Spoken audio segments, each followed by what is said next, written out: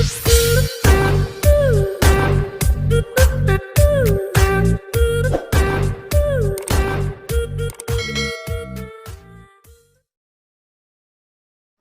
position on the front of the grid. As I said, it's Acosta, Olgado, Salvador. And the second row is Adji, David Munoz, Izan Guevara. The third row, Daniel Munoz, Ivan Ortola, Scott Ogden. David Alonso is back on the fifth row. He lies second in the championship at the moment. The lights are on. They're off. And away we go. A good start from Acosta. Already got a good start, but Olgado is there on the 96 from second place. In fact, I think he's taken the lead on the run down to the first corner. He has. They're all going to get a little bit in line, more in line than they normally would on a Rookies Cup because of the damp patches. Super to see them all safely through there, and it is Olgado that has the advantage. But I think that's Salvador up the inside to take the lead. I won't be worried about that. 64 is David Munoz. He's up into fourth place.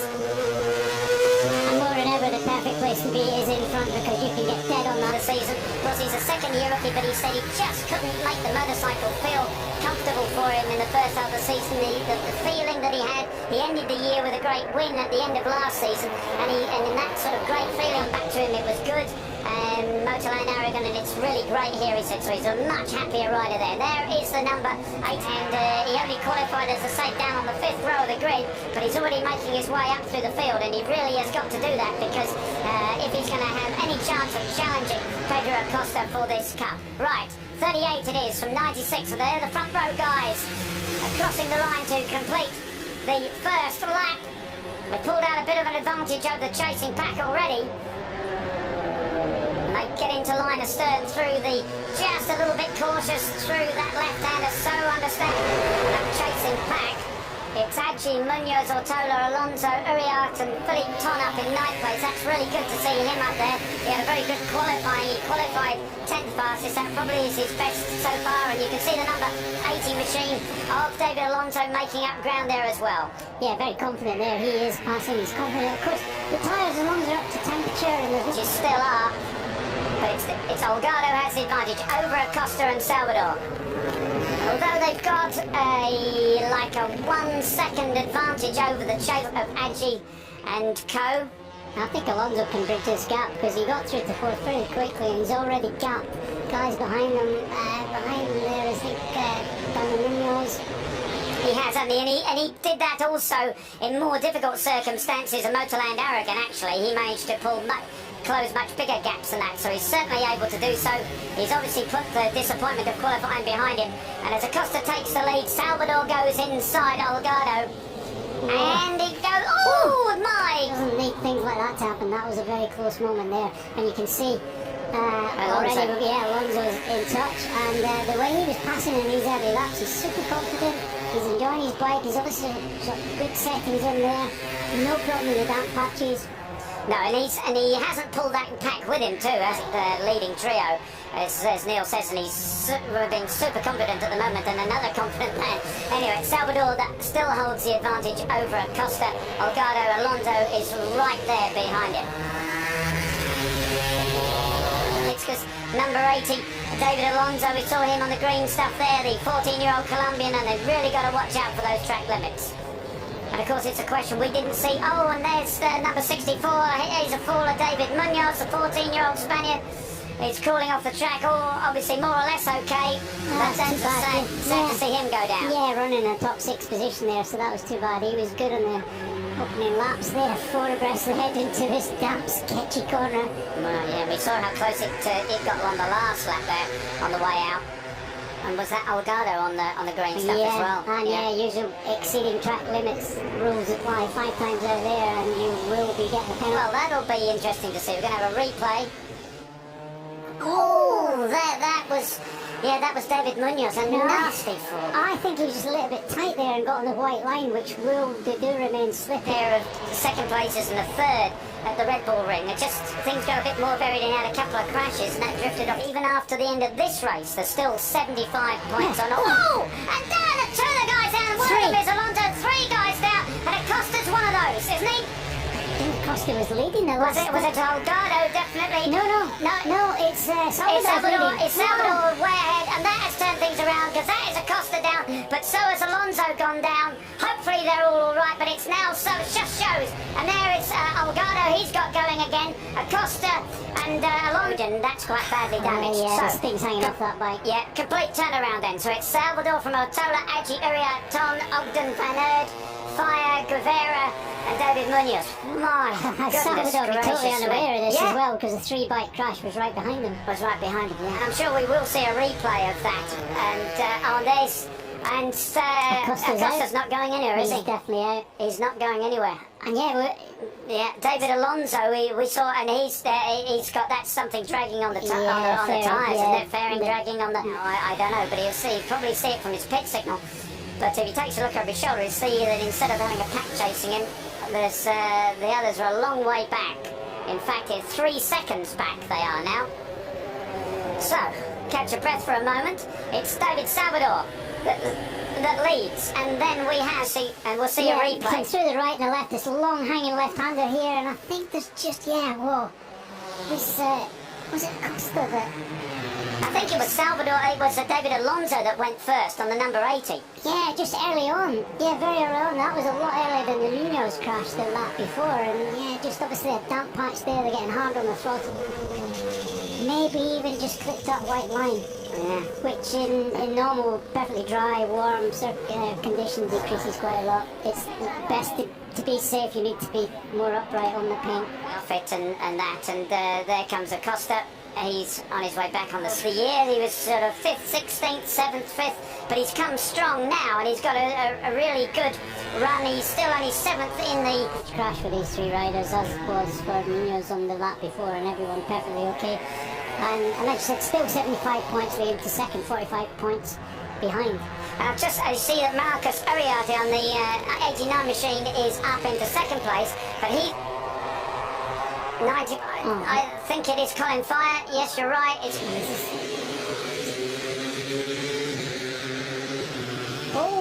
Yeah, just got his braking all wrong there. Just another rider pulled over in front of him and it got hard on the brakes. Your screen. I mean, there's another faller. My goodness, that's the 24. That's Ivan Ortola. Oh, what a shame, because he was just doing so well. And he was up into 3rd in the championship. Yeah. Neil, he'd had that win at Motorland Aragon.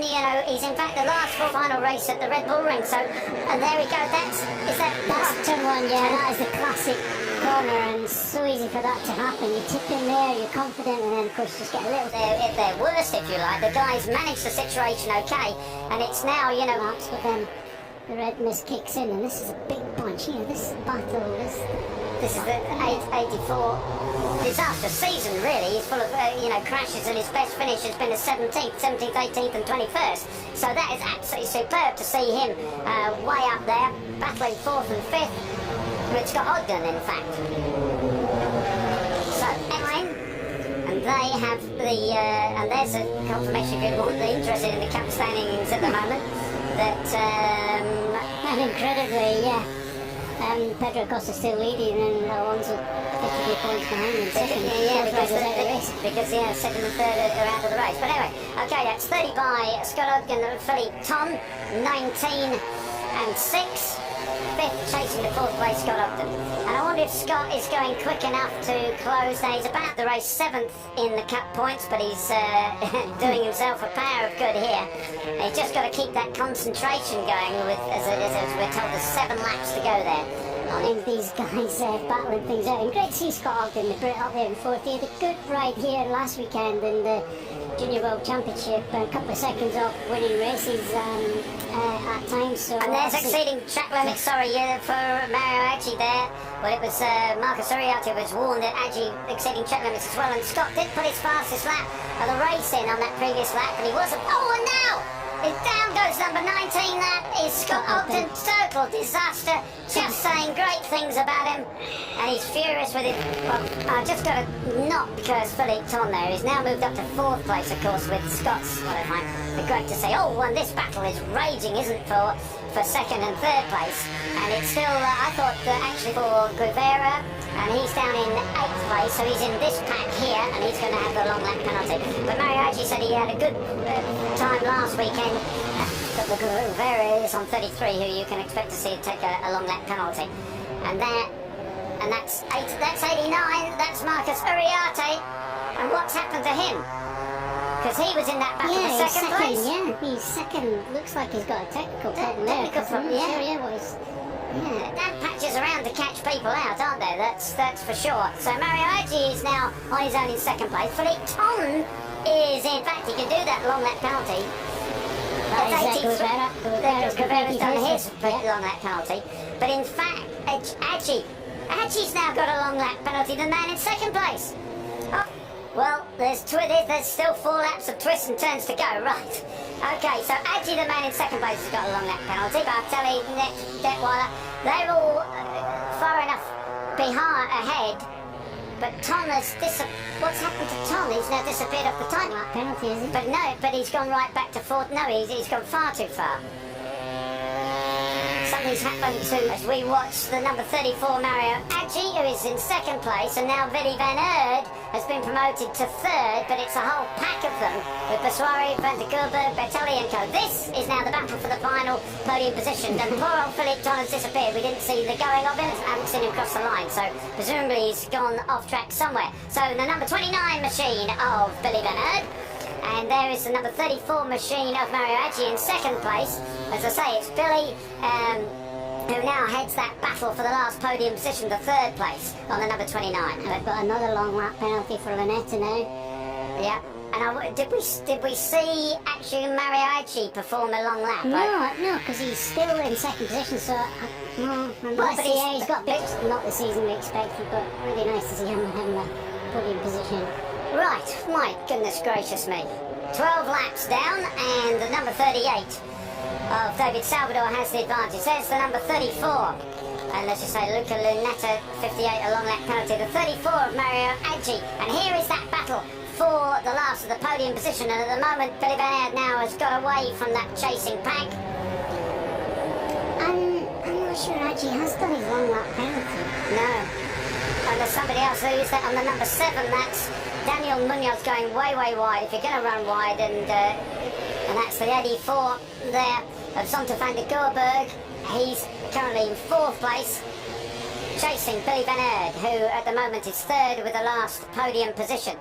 And Ton, as we're notified that Ton, a tragedy because it was by far his best result, and he was riding absolutely brilliantly. Mario Aggi in second place, and the only question, as Neil said, is has he done his long lap penalty? He can afford to do it because, you know, he's 13 seconds in front of Willy van Aert. Yeah, the long lap penalty normally equates to about 3 seconds, you'd look. It's not an onerous one here. It's actually quite a short long lap, so it wouldn't be any very short long lap. Yeah, it wouldn't be any problem for him. Now, of course, if he still has to do his board, he will be getting another warning. And there was actually somebody league who is 6th at the moment, and Alex Escrig, yeah, the number 11, the 16-year-old result as well. At the moment, he's in 6th place on the number 11. There he goes, just really missing out. David Salvador limits. Well, don't do anything silly, David, because why are you exceeding the track limits? You're leading the race by 8 seconds. And 34, so Mario Aggi, there's the answer. Neil, he hadn't taken the lap penalty, he now has, but he's come out, of course, still well in front of that chasing pack. So, with 2 laps to go, so literally, because no issues for so many laps, and so many of the riders just getting caught out. Keep off the green stuff. Well, if he did that on this lap, it would be, we dropped the position, wouldn't it? Which would be even worse. That's right. But if he's deemed 28, of course, is Matteo Bertelli, a lovely mix of national. Goes like this, he can do everything but win the championship, because there's 75 points on offer once this race is over. 38, David Salvador, Mario Aggi. And there he comes, down the start and finish straight here at Valencia for the last time. Great win, a perfect race from David Salvador.